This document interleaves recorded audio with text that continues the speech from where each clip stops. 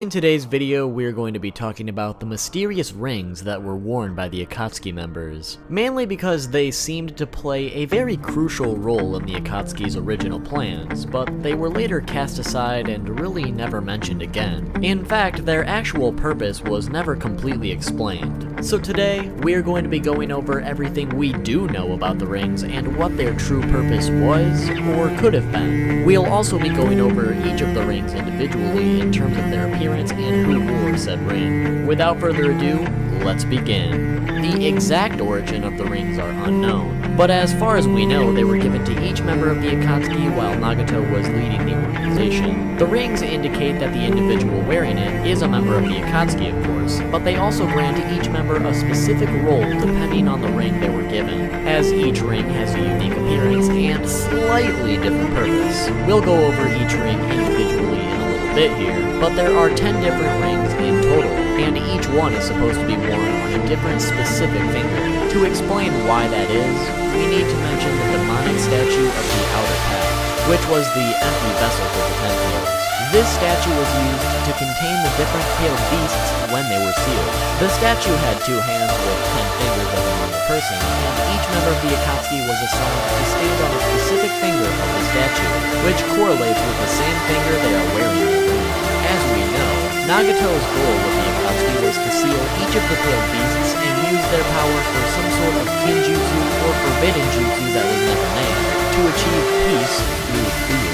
In all honesty, with the sealing of the tailed beasts and everything, it seems more like Nagato was just trying to resurrect the Ten Tails himself and use that as a weapon to achieve this, but we really don't know for sure, because it was never revealed to us. So essentially, these rings were somehow connected to the sealing of these tailed beasts. Each member would stand on their designated finger and focus their chakra into the statue to seal the tailed beasts one by one. In the process, the different kanji on their rings would appear on the fingers of the statue, indicating that the sealing is in progress. After a tailed beast was sealed, one of the statue's 9 eyes would then open. It was also mentioned that the 9-tailed fox had to be sealed last, otherwise the statue would be destroyed. So it appears that some sort of specific order was required in sealing the tailed beasts. With the 9 Akatsuki members that were present, this sealing technique would take 3 full days to complete, and it was also mentioned that it would take much longer than that if there were less people present. It originally appeared that the rings themselves were somehow crucial to this process, as they were held in very high value to the members. For instance, when Datara lost his arm, he was more interested in recovering his ring rather than the arm itself.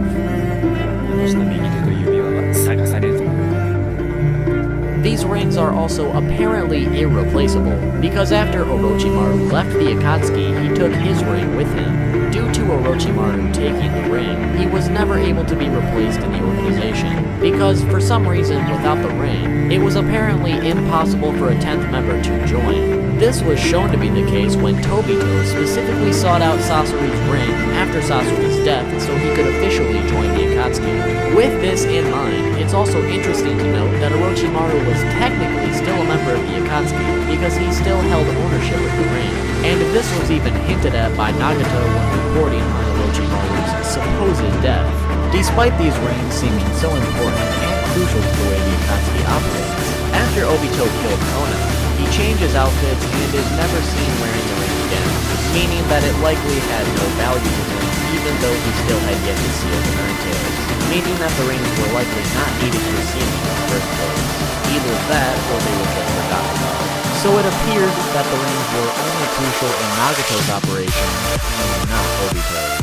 At this point in the story, 7 of the 9-tailed beasts were already sealed, so as far as how Obito planned on sealing the other tailed beasts without these rings was never really explained, if the rings were even needed for the sealing in the first place, of course. We then later saw that for incomplete tailed beast sealing, all you need is something containing chakra of the tailed beast, and this process apparently takes significantly less time and effort, as the demonic statue was just able to eat 2 containers that contained the Gold and Silver brothers who had 9 tails chakra. So something that originally took 9 people 3 whole days to do was able to be accomplished with just the statue eating the jars whole.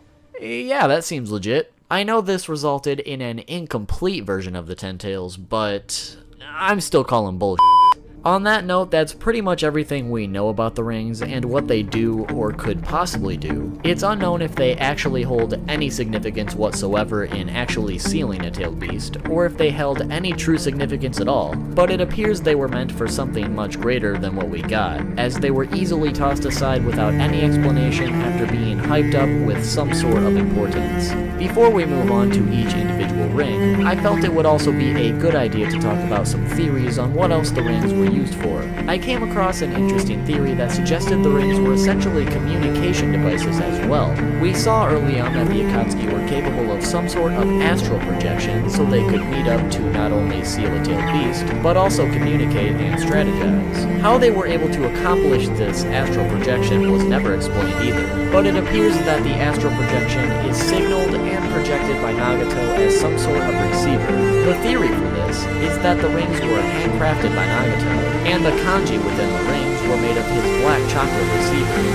This would then allow Nagato to send and receive telepathic messages and allow the astral projection to occur in the first place. These receivers could have also been Nagato's way of keeping tabs on each of the members in terms of where they were or even what they were doing. I feel like this could be easily possible because Nagato was alerted of Kakuzu's death and Hidan's defeat almost immediately.